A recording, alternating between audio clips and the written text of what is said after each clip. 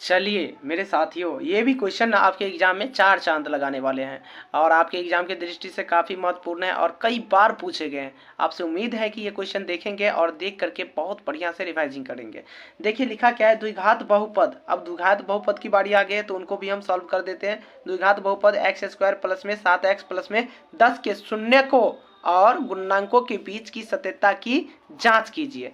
हमें जांच करके भी बताना है कि हम सही में इसका आंसर निकाले हैं, सही है या गलत है, वो चीज़ सभी हमको प्रूव करके बताना पड़ेगा। ठीक है, तो उनको हम सभी चीज़ बताएंगे और एक एक चीज़ को हम बताएंगे। तो देखिए ये क्लास 10th के लिए ना VVI है। ठीक है, एकदम VVI की इंपॉर्टेंट है। अगर ये पढ़ करके चले जाते हैं तो आपसे हम उम्मीद करते हैं कि आप छोड़ करके नहीं आएंगे क्वेश्चन को। चलिए तो हम क्वेश्चन को सॉल्व करना चालू करते हैं। ठीक है, प्रश्न में दिया गया है, लिख देंगे बाबू पहले। प्रश्न में दिया गया है। ठीक है, क्या सब दिया है देख लीजिए। बहुपद क्या सब दिया गया है, बहुपद। ठीक है, बहुपद क्या सब है, एक्स स्क्वायर प्लस में 7x प्लस में 10 दिया गया है। ठीक है, तब इन्हें हम क्या करेंगे, जांच करेंगे। पहले तो हमें शून्य निकालना पड़ेगा दोस्तों। ठीक है, तो उसको हम निकालेंगे। तो शून्य के निकालने के लिए क्या करते हैं, ये जो है ना इसको हम इस तरह से लिख सकते हैं, ax स्क्वायर प्लस में bx होते हैं और प्लस में c होते हैं। ठीक है, इस फॉर्म में ये लिखा जाता है। तो इस तरह से हम लिखेंगे और उसके बाद इसको हम अच्छे से इसको हम बताएंगे। ठीक है, तो उम्मीद करते हैं आप लोग समझ रहे होंगे। ax square plus bx plus में c के रूप में हम लिखते हैं। तो आप सबसे उम्मीद है कि आप लोग समझ रहे होंगे। चलिए तो हम शून्य निकालते हैं। देखिए इसमें ना a और c को ना गुना करना पड़ता है। a और c के बीच में क्या करना पड़ता है, गुना करना पड़ता है। तो आप लोग इसे बहुत बढ़िया से देखिएगा और देख करके अच्छा से राइट आंसर करिएगा। ठीक है, a और c को गुना करते हैं और इन्हीं को जोड़ या घटाव के रूप में हमें यहाँ पर प्राप्त करते हैं 7, या जो भी संख्या रहे उन्हें हम प्राप्त करते हैं। तो नॉर्मली भाषा में कह सकते हैं कि पहला और अंतिम के हम लोग गुना करते हैं और बीच वाला को जोड़ या घटाव में पुराते हैं। ठीक है, समझे ना। चलिए तो अब हम इसे हम सॉल्व करते हैं। ठीक है, तो चलिए पहला और अंतिम को पहले गुना कर लीजिए ना। चलिए उसे हम करते हैं, गुना कर लेते हैं। तो देखिए इसके पास कुछ नहीं है, x है, तो हम मान लेंगे कि भाई इसको कुछ नहीं हो तो 1 तो होगा। ठीक है, 1 है। उसके बाद अंतिम में कितना है, 10 है। तो मान लीजिए हम 10 और 1 को हम गुना करेंगे तो कितना होगा, आप ही लोग बताएं। तो ये कितना हो जाएंगे, 10 से होंगे। अब जो है ना इस 10 को हम कितना भाग में तोड़े कि हमारा जो है ना यहाँ पर 7 प्लस में आ जाए। तो आपको उम्मीद है आप लोग पढ़े होंगे तो आप लोगों को इस बात की जानकारी होंगे। तो हमें इन्हें हम 2 और 5 के रूप में तोड़ देंगे। तो ये जो है 10 भी पुर जाते हैं इन दोनों को गुना करने पर, और जो है ना हमें जो संख्या प्राप्त होना चाहिए वो भी प्राप्त हो जा रहे हैं, यानी कि हमें 7 भी प्राप्त हो जा रहे हैं। तो देखिए इन दोनों को हम जोड़ देते हैं तो प्लस में 7 भी मिल जाते हैं, मिले है कि नहीं। ठीक है, तो इस तरह से आप लोग उन्हें कर लीजिएगा और उसके बाद सॉल्व करिएगा। तो चलिए तो बस यही कांड है इसके, इसमें जो है ना यही खेल है। ये जो खेल समझ गया ना, समझिए उसके लिए एकदम बच्चे की तरह जोड़ घटाव बना देंगे। चलिए तो हम क्वेश्चन को सॉल्व करते हैं। तो देखिए इसे हम इस तरह से लिख लेंगे, इसे हम x मान लेंगे यानी कि 2x मान लेंगे, इसे 5x मान लेंगे। ठीक है, यानी कि 2x और प्लस में 5x मान लेंगे, और ये जो 7 के बीच में है ना यहीं पर हम रखेंगे। तो चलिए अभी हम रखेंगे, आपको पूरे समझ में आएंगे। एक्स स्क्वायर प्लस में 2x प्लस में 5x।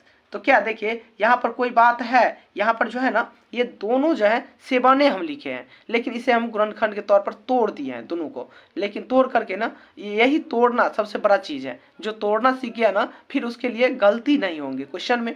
ठीक है, तो उसके बाद हो गया प्लस में 10 होंगे ना।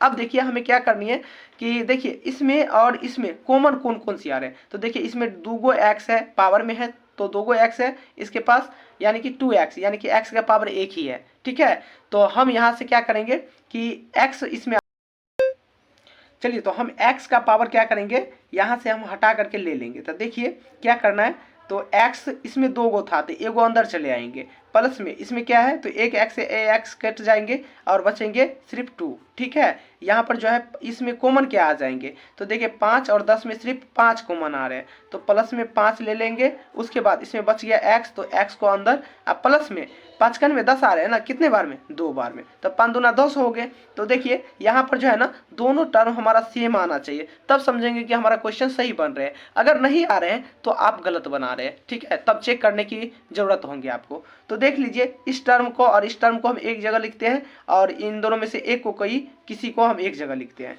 तो x प्लस में 5 हो जाएंगे, उसके बाद x प्लस में 2 हो जाएंगे।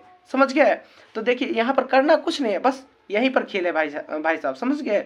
देखिए x प्लस में 5 बराबर में क्या हो जाएंगे, 0। तो ये जो प्लस में है उधर क्या जाएंगे, माइनस में, तो x बराबर में -5 हो जाएंगे। ठीक है, अब देखिए यहाँ पर x प्लस में 2 है, बराबर में 0 कर देते हैं। तो बताइए x बराबर में क्या हो जाएंगे, उस साइड जाएंगे तो कितने में क्या होंगे, तो ये भी माइनस में होंगे। अगर आपको ना याद रखिएगा ऑब्जेक्टिव में देखते ही क्वेश्चन का आंसर दे देंगे। अगर ये प्लस में है तो आंसर माइनस में होगा। ठीक है, 2 शून्य माइनस में होगा। अगर दोनों यहाँ पर माइनस है तो दोनों शून्य प्लस में होगा। तो ये बात को आप लोग जानिएगा। अब देखिए इन्हीं को 2 शून्य निकल गया ना, इन्हें हम अल्फा मान लेते हैं। ठीक है, और इन्हें हम बीटा मान लेते हैं। समझ गए, अल्फा और बीटा मान लिए। अब क्वेश्चन को हम सत्यता की जांच करेंगे, यहाँ पर जो है ना जांच करके बताएंगे कि हम सही बनाए हैं या गलत बनाए हैं। तो देखिए ये क्वेश्चन काफी इंपॉर्टेंट है आपके एग्जाम की दृष्टि से और काफी महत्वपूर्ण भी है।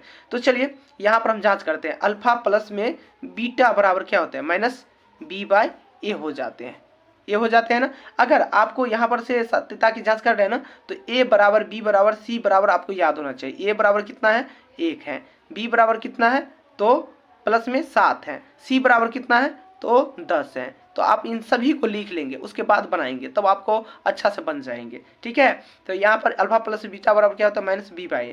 तो अल्फा और बीटा का मान भी निकाली है और -b/a का भी मान आपको पता है। तो आप यहाँ पर सभी चीज हम लिख दिए इसीलिए। ठीक है, तो देखिए अल्फा प्लस में बीटा बराबर क्या हो जाएंगे, -b/a हो जाते हैं। तो देखिए अल्फा का मान कितना है, -5 है, प्लस में बीटा का मान कितना है, तो माइनस में 2 है। ठीक है, बराबर में ये देखिए कितना है, तो एक तो माइनस यहाँ पर लगा है। ठीक है, तो माइनस कितना हो जाएंगे, 7 होंगे। ठीक है, अब बट्टा में a का मान 1। ठीक है, तो देख लीजिए यहाँ पर क्या करनी है, कुछ नहीं करनी है। देखिए ये माइनस में है, ये भी माइनस में है और जोड़ना है, तो माइनस में ये 7 हो जाएंगे। ठीक है, अब बट्टे में अभी बट्टा में नहीं देंगे, -7 बट्टा में ये 1 है। तो इनके बट्टा में 1 देने से ना कोई फर्क नहीं पड़ता है, तो बट्टा में 1 दे दीजिए। देखिए LHS बराबर में RHS, दोनों साइड लेफ्ट हैंड साइड और राइट हैंड साइड एकदम बिल्कुल सामने एकदम स्पष्ट आ गए हैं, यानी कि दोनों पक्ष सेम है। तो हमारा ये जो है ना सत्यता की जांच हो गया। अब क्या करेंगे, अगला पक्ष देखेंगे, यानी कि अल्फा इंटू बीटा बराबर क्या हो जाते हैं, c/a होते हैं। ठीक है, अल्फा इंटू बीटा बराबर क्या हो जाएंगे, c/a होते हैं। तो अल्फा का मान और बीटा का मान तो आपको बढ़िया से पता है, -5 और गुने में क्या हो जाएंगे, -2 बराबर में c का मान कितना, 10 और a का मान कितना, 1 है। ठीक है, तो यहाँ से कुछ नहीं करेंगे, बस इसको हमें लगानी है। तो देखिए हम पता है आपको, हम बताए थे माइनस माइनस गुना होता है तो क्या होता है, प्लस हो जाते हैं। ठीक है, तो 5 दूना 10 हो जाएंगे, बराबर में 1 बट्टा में 10 है, तो 1 बट्टा में 10 बट्टा में 1 हो जाएंगे।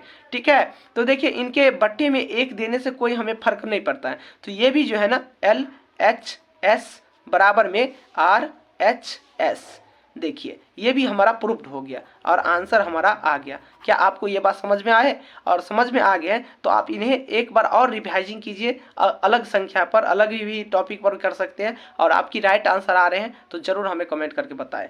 चलिए मिलते हैं नेक्स्ट वीडियो में। जय हिंद।